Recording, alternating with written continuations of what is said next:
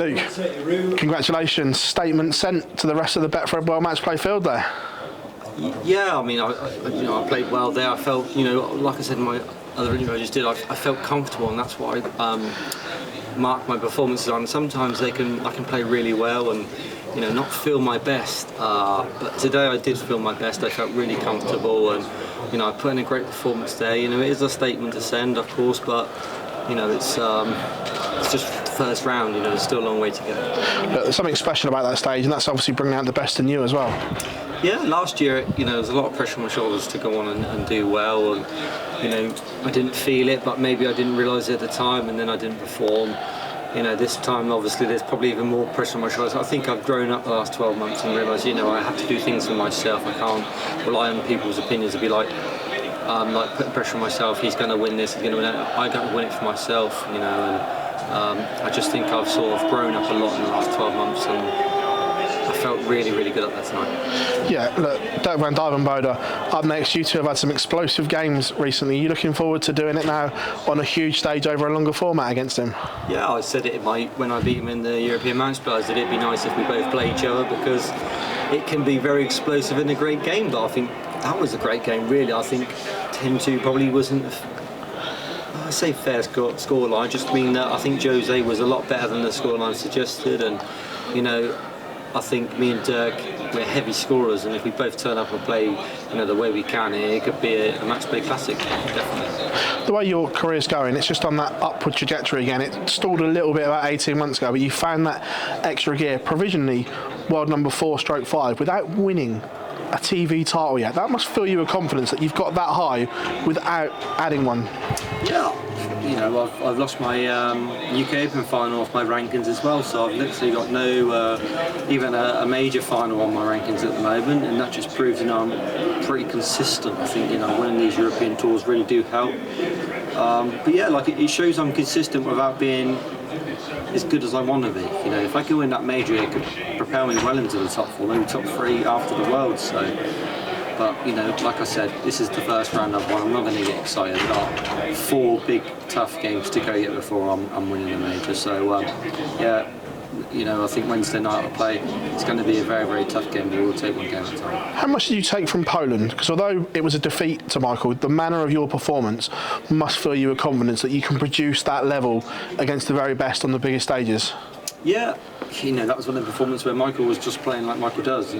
Sometimes I think when Michael plays his best, no one can touch him. That's just the way it is. I understand that myself. I play my best, he plays his best. Michael will still win because he's got a level that no one can touch. But he produced the goods there and played amazing. Like you said, I didn't play bad myself, so I walked away from that performance not too disappointed because I did what I could do, and Michael was just clinically better. But you always take good bit of confidence out of playing decent in a game.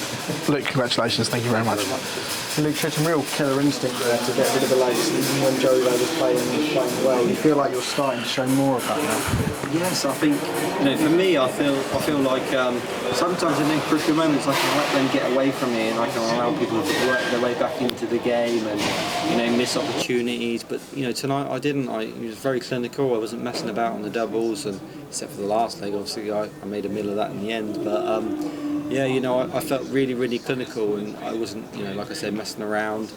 And I think in the last 12 months I've grown up a lot, and I don't allow people to get back into the game. But Jose played well. I can't fault him. He pushed me the whole way, and I don't think 10-2 was a scoreline that reflects how well he played. You talk about growing up a lot in the last 12 months. What are some of the learning points and things that you've learned over that time? I think putting pressure on myself too much. I think sometimes, when everyone expects you to win tournaments, you put so much pressure on yourself. I've got to win to prove everyone right, but for me, I'm doing this for myself and my fans as well. I don't want to put pressure on myself. I've got to allow the process, because if I'd have lost that game, it is what it is. You can't put too much pressure on yourself. I've had a great last 2 weeks winning them 2 ranking titles, and there was nothing to say that I would have gone and played well. It's all on the day, but like I said, I've grown up a lot, and I'm starting to prove that I'm one of the top 8 players in the world for sure now on a consistent basis.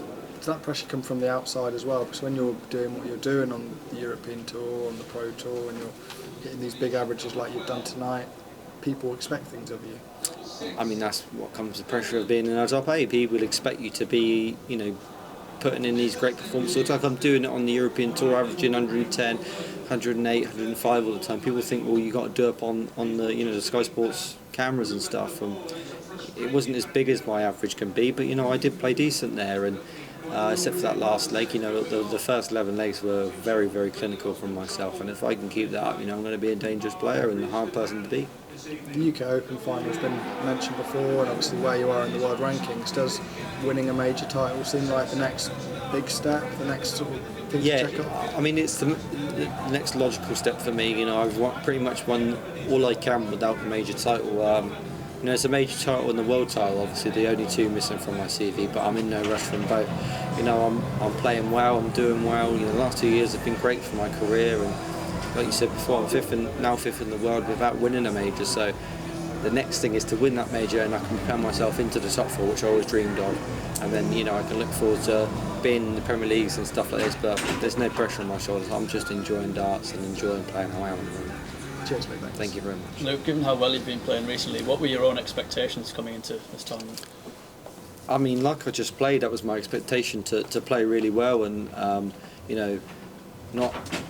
didn't expect Jose to play as well as he had, because obviously I know he's been struggling with his knee and he's not been playing at his best. But I think he played really well there and pushed me all the way. But unfortunately for him, I was on my game there and I was clinical and I didn't allow him back in the game. And I was really really happy with that performance. What can we expect from that game against Dirk? As you mentioned, it could be a classic. I mean, it could be a classic, or it could be boring. No one knows. These games are either brilliant or they're not. It could be 105 averages between us, 21 80s, or it could be 85 averages, and everyone's like, "What's going on here?" That's the thing that happens when you put two, really explosive players together. It's either good or it's not, and if it's good, then everyone will definitely enjoy it. And I believe that if we both turn up and play our best, it could be a match play classic for sure. But I've just got to focus on what I'm doing, how I'm playing, and if I can perform like that again, then Dirk's going to have his work out for sure.